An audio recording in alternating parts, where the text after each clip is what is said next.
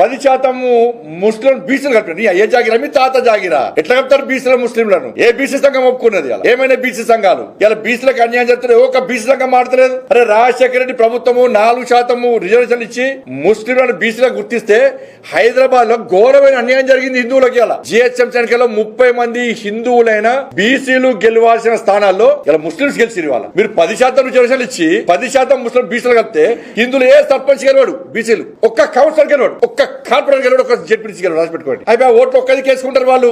హిందువుల బత్యం తెలంగాణ రాష్ట్రంలో బిచ్చబత్ హిందువులది అడకదిరా మిమ్మల్ని ఏమన్నా ఎంఐ పార్టీ ఒత్తిడికి తలొక్కియాలా? హిందువుల మనోభావాలు దెబ్బతీసి ఏందన్న జాతి, అరే మేము బొట్టు పెట్టుకుంటాం, మాకు గోత్రం ఉంటది, జన్మనామం ఉంటది, జన్మ నక్షత్రం ఉంటది, మేము ముల్దారం కట్టుకుంటాం, మా జాతిది.